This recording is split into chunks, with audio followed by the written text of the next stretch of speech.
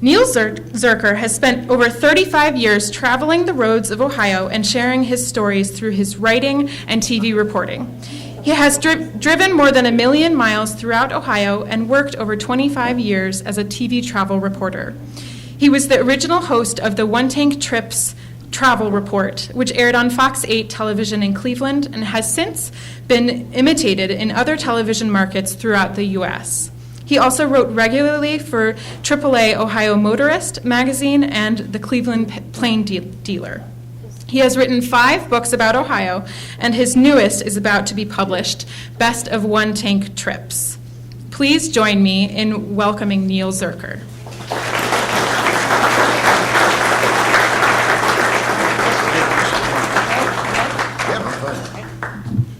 Thank you very much. What a nice evening to be out here in Hudson tonight. My goodness, I can't believe people gave up their spring night to come out and see me, but I appreciate it very, very much. I'd like to introduce a couple of people here tonight. My wife Bonnie is with me. She's my driver and my best friend and my few other things there. And back in the room, I see one of your neighbors, Harry Berman, that I used to work with at Fox 8. So, Perry, it's nice to have you here tonight.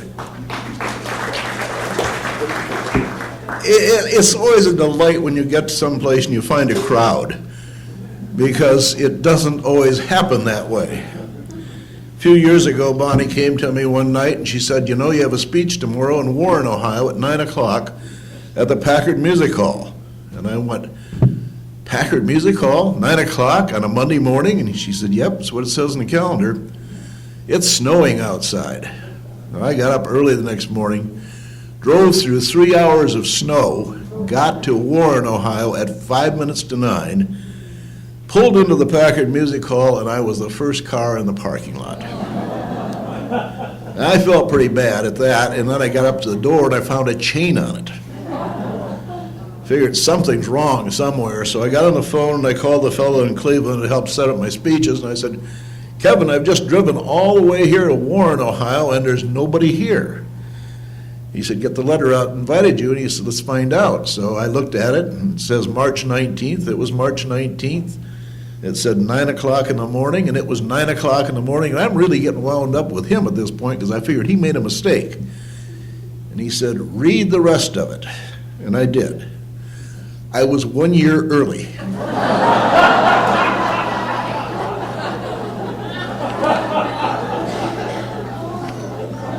So you understand why I'm so happy to see all of you here tonight.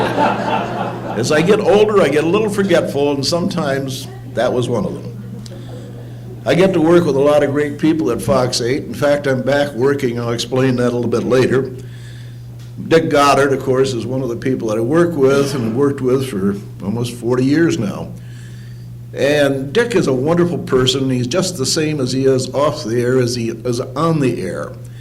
But he's subject to malapropisms. I mean, he's the guy one night, as he and Wilma Smith were doing the news, he said he wanted to say there's a big cold air mass moving in tonight. And he looked at the camera and he said, "There's a cold mare's ass coming in tonight." Now, Dick's the kind of a person that'll buy your supper for you. I mean, he won't pay for it, of course, but he'll buy it if you ask him to pick you something up when he goes out for the evening in between shows. I went with him one evening. We went to this Chinese restaurant, and you have to understand, when you go any place with Dick Goddard, he's always on, and everybody knows him, and everybody's got to talk to him. And of course, he's handing out woolly bear patches, and he's trying to give away dogs and cats to every person we met in this restaurant. And they finally bring our supper out to us, and it's in these little boxes. They're carry-out boxes from a Chinese restaurant. And I grabbed one bag, and Dick picked up the other box, and he turned to the right, I turned to the left to leave where the door was. I didn't know where Dick was going. I turned around and looked, and he walked across the room, and there was a door there. He opened it, and he walked into it, and it was the broom closet. And I waited, figuring he'll back right back out. He'll be very embarrassed. He didn't come out. And pretty soon we're all watching, and he's still in there, and minutes go by. And finally the door opens and Dick backs out of the closet and he says, "See you all at the Woolly Bear. Be good to the dogs and cats." Turned around, didn't say a word to anybody, and walked out the front door. That's Mr. Cool. Speeches can sometimes be a funny thing to do.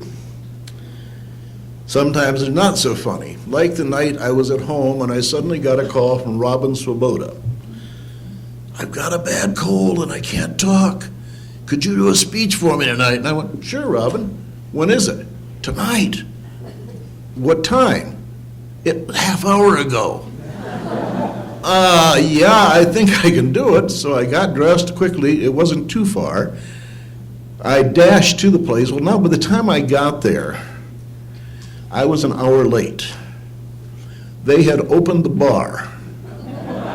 And oh, did I mention it was a meeting of 300 steel workers who had not been told that Neil Zurcher was replacing Robin Swoboda.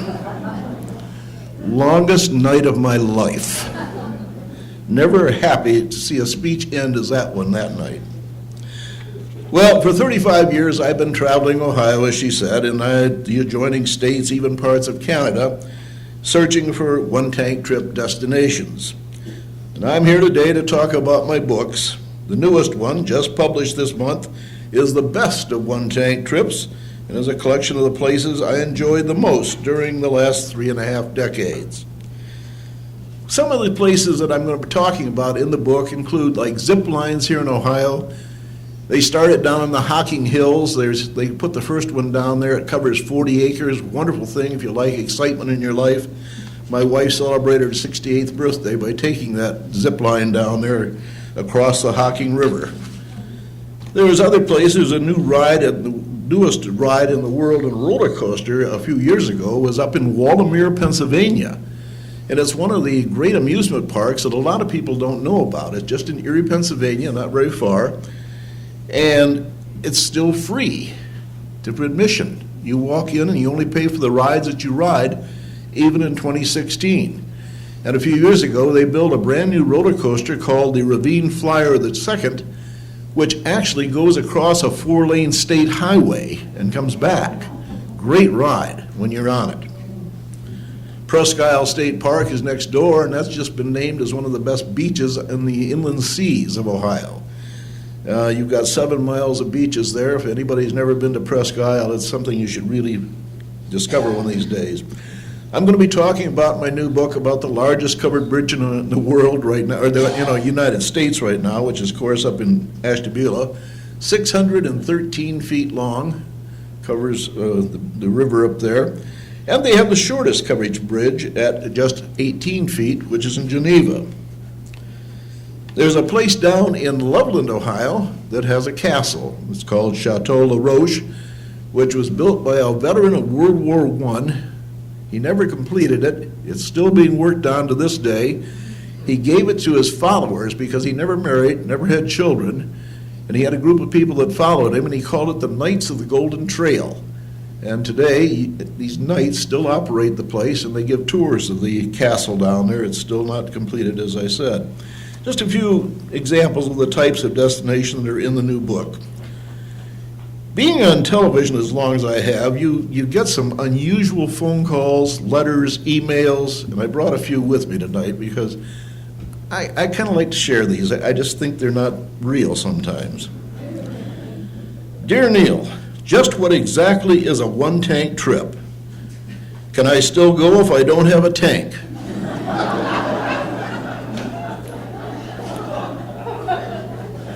And then there was this one. Dear Mr. Zurcher, I am writing to let you know how disappointed we were with one of your one-tank trips.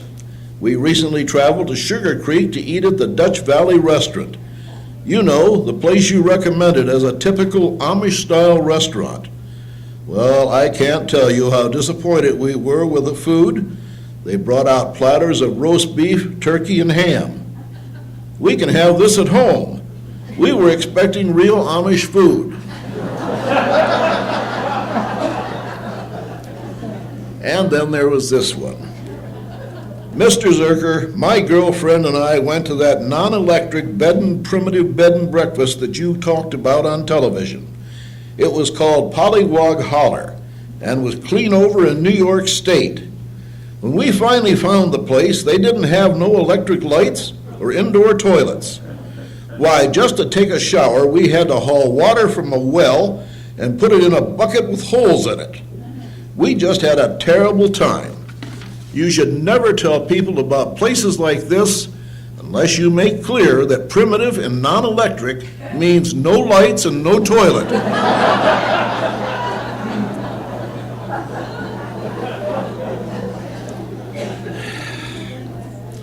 Then I got this one. Dear Neil Zurcher, please send me everything you know and where to go. I have enclosed one self-addressed stamped envelope.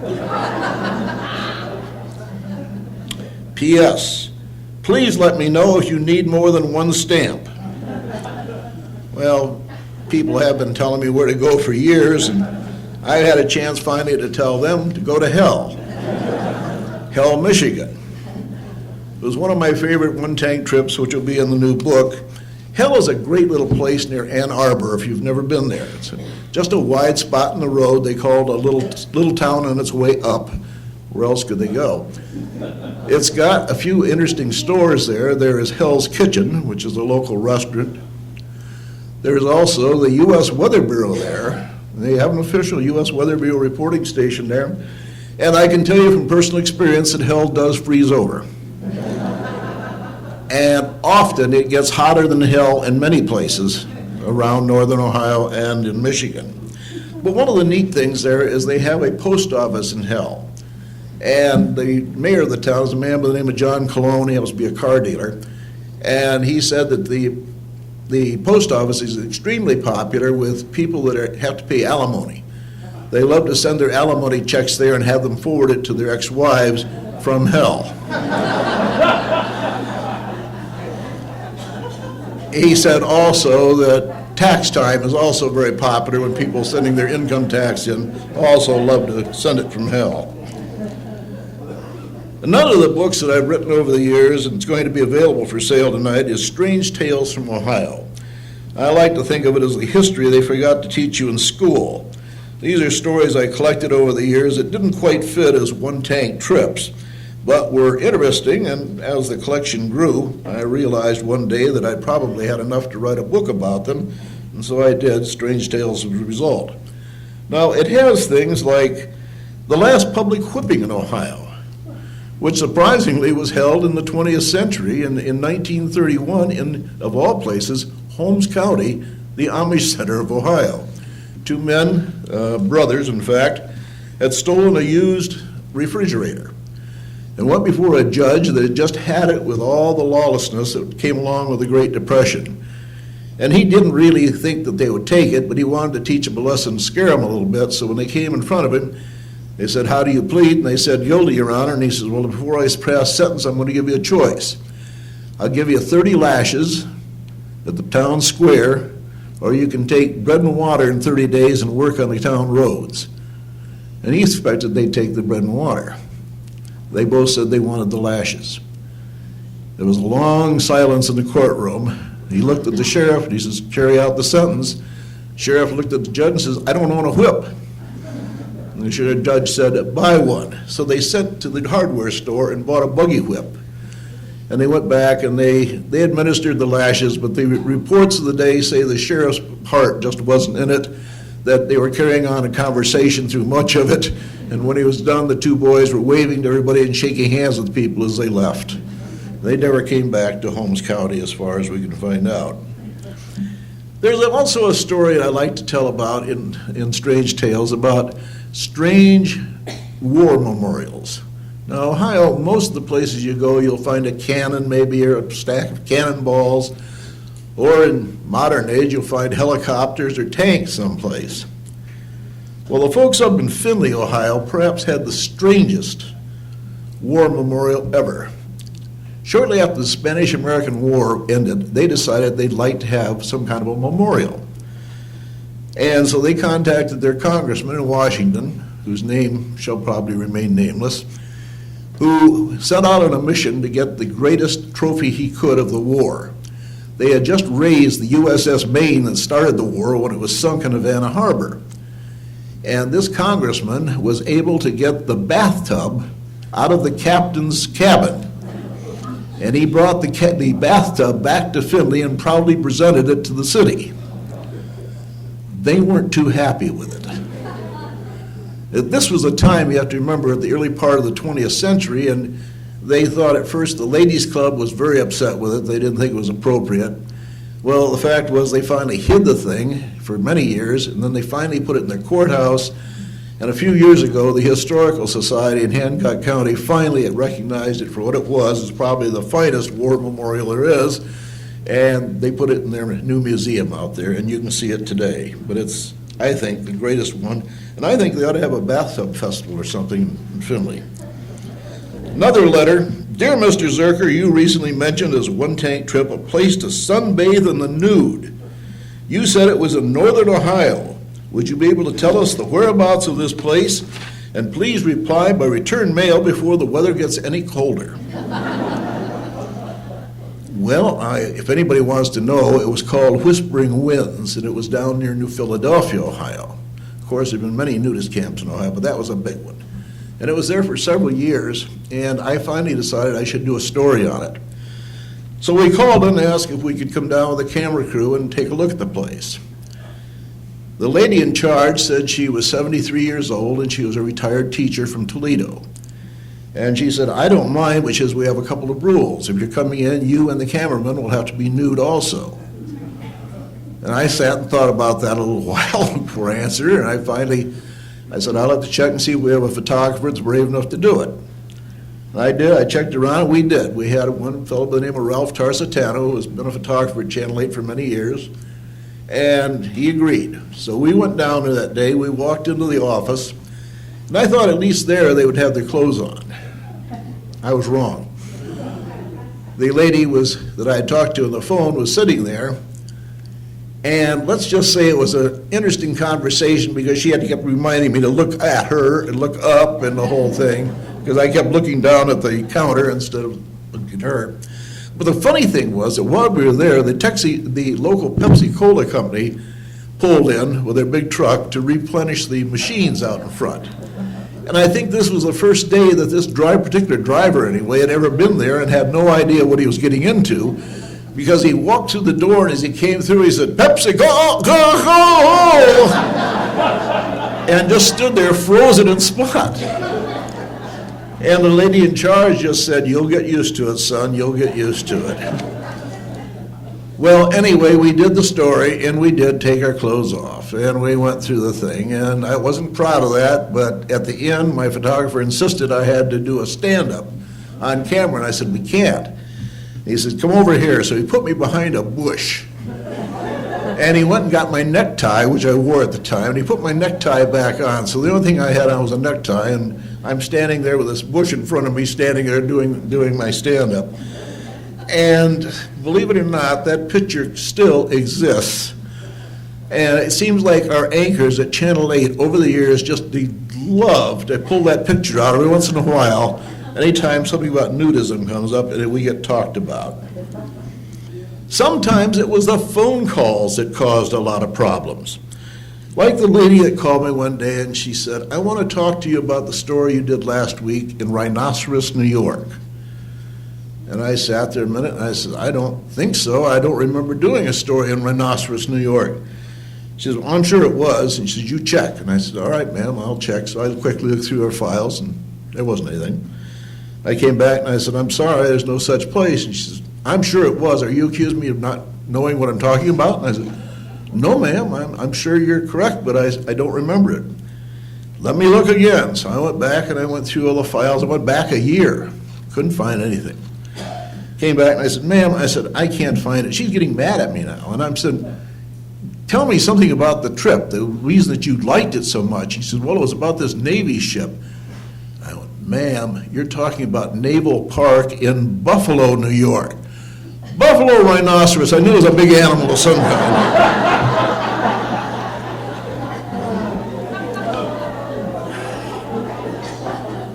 I want to take a drink, and does anybody have any questions? I mean, I'd like to hear what you want to talk about, what you're interested in. So if anybody has a question, now's the time to ask it. Yes, way in the back. Good evening. This is the first time I've had the opportunity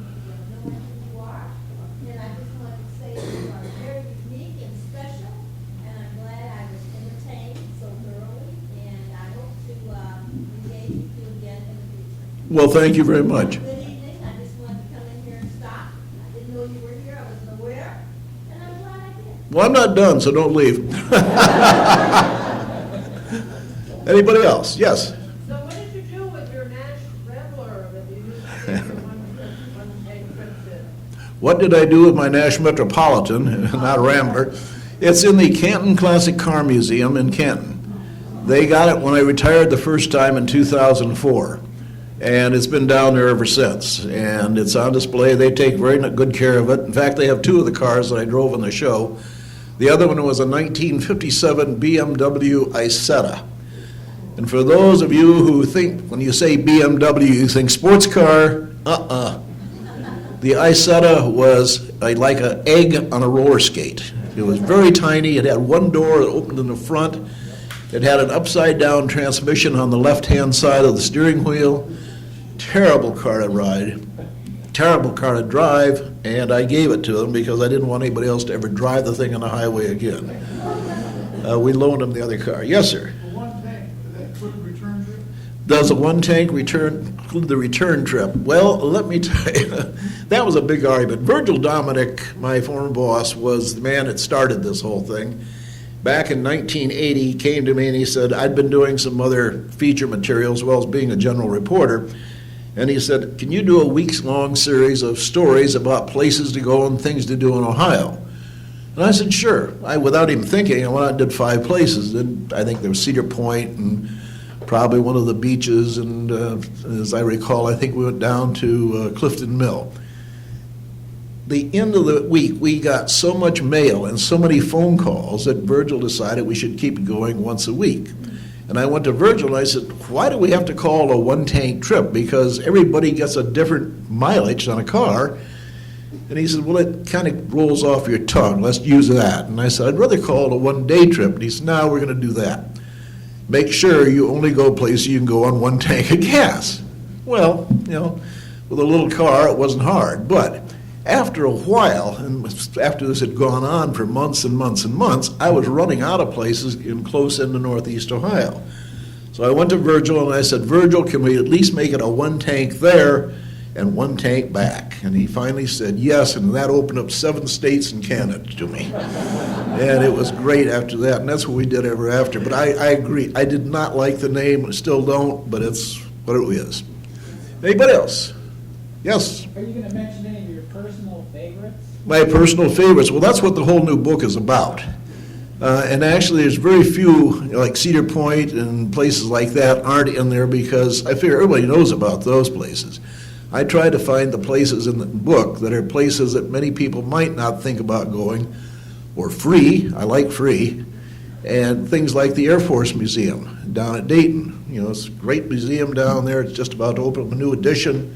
And it doesn't cost a penny to walk in there, which is one of the fine things in life. But that's what they'll be. Anybody else? Yes? Have you been to Westfield, New York? Westfield, New York, certainly have. Port of Clyde? The grape capital of New York out there. And I've tried the grape pie. She was asked about, you're talking about Westfield, right? Yes. New York, right.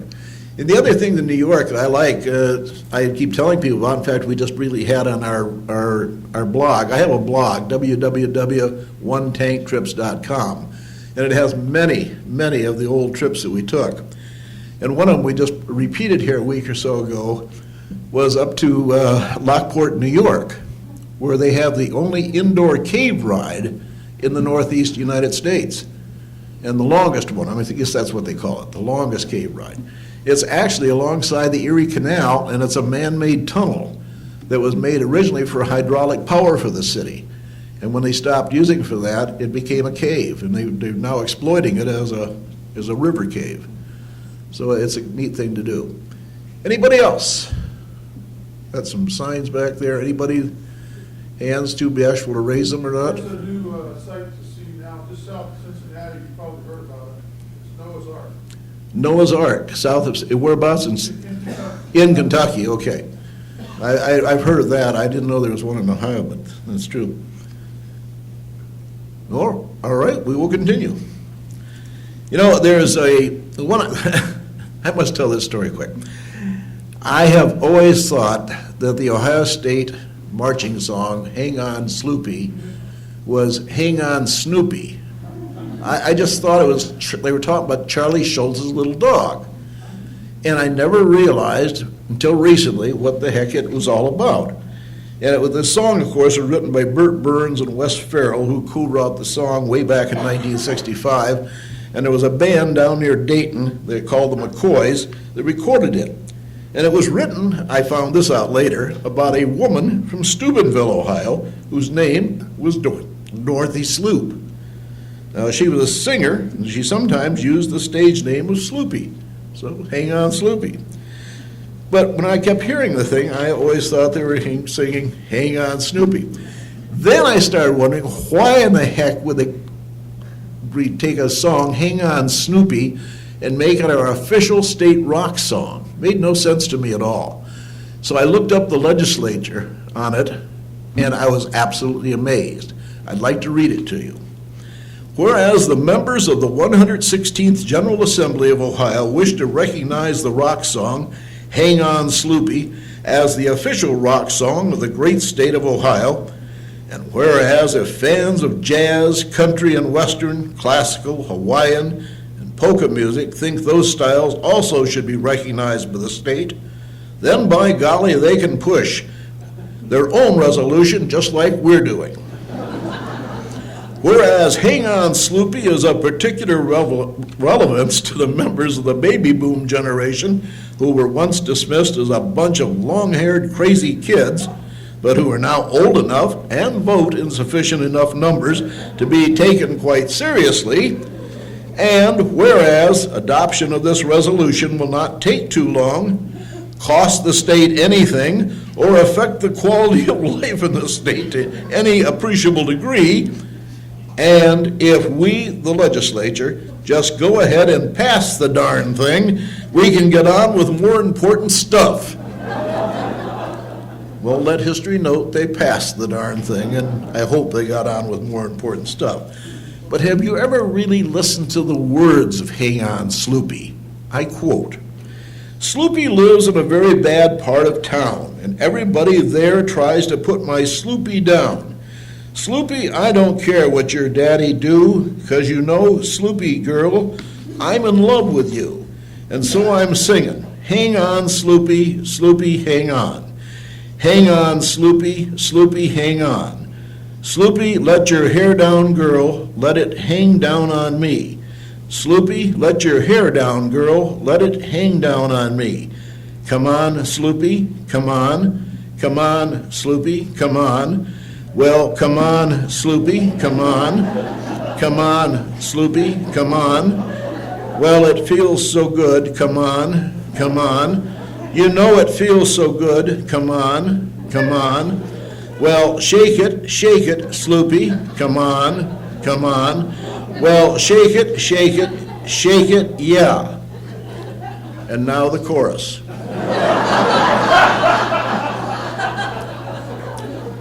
Yeah, yeah, yeah, yeah. Now I ask you, doesn't that have Ohio written on every word of it?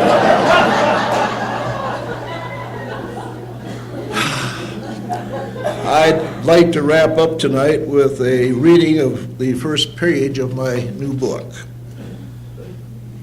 Perhaps the most asked question I get is, what's your favorite one-tank trip? This is not going to be a definitive Ohio travel book. This book just answers the above question, because I have many favorite Ohio one-tank trips. My involvement with one-tank trips started over 35 years ago on Fox 8 TV in Cleveland. It was just supposed to be a one-week-long series, but it turned into an adventure that has stretched over almost 4 decades of my life. And it hasn't only been on television. I also wrote on a regular basis about my travels in the Auto Club's Ohio Motorist magazine and for the Cleveland Plain Dealer. What I found in those years was both an education and a revelation. The revelation was the sheer number of places that I think match or supersede some of the most interesting and beautiful spots in the entire world. And the most amazing part is that they're right here, just a day's drive from home. To be sure, we have some major tourist attractions in the state and surrounding areas. I think most people have heard of Kings Island, Cedar Point, the massive Kalahari Resort near Sandusky, and other year-round water parks, our college and professional sports teams and arenas, our major museums and the zoos that are nationally known. I've visited all of these places over the years and reported on them, and while I do not mean to ignore them in this book, I wanted to tell you about some other equally fun and interesting places that you might not be aware even existed. I'm in love with Ohio and the Great Lakes region of this country. The hills, the valley, the pastures, and the lakes and the rivers, the cultures, the cities, villages, and even unnamed crossroad communities where time seems to stand still. From clouds drifting in lazy mounds over Lake Erie to a frog-shrouded Ohio River, where ghostly riverboats, horns bellowing, glide in and out of the mist. The sound of water dancing like diamonds from a waterfall in the Hocking Hills. The roar of Saturday football crowds in the stadium. The monotonous clip-clop of Amish horses on a paved country road. The silence of a forest broken by the scolding of a squirrel. The whisper-soft blackness of an Ohio evening punctuated with a moon and a carpet of stars that stretches on to infinity. And there are the smells: spring, fresh-cut grass, newly turned earth, the fragrance of early flowers that turns into hot, sweet, lush smells of summer, slowly evolving to the leafy wood smoke in the cool of an autumn evening that seemingly overnight slips into the white silence of a bitterly cold Ohio winter that completes the cycle and leaves the world smelling again, cold, fresh, and new. These are the sights, sounds, and smells of where we live, where we work, and where we play. I've gone back through scripts, stories, clippings, videos, and other audio tapes covering almost 40 years, and have searched out and revisited the places that I most enjoyed in my travels. As the years went by, the way in which we wrote about our trip destinations changed. Sometimes the trip meant we stopped at several places in the same area, but just as often we only had one or two spots that we told you about. What you will find in this new book will be destinations like that, destinations that I fondly remember for a variety of reasons. Perhaps it was a season, a memorable evening, or just a plain place that I found that had a special meaning to me, or basically it was just plain fun. These are the places, the best of the one-tank trips. I want to share it with you because I enjoyed them, and I hope that you will too. Thank you very much.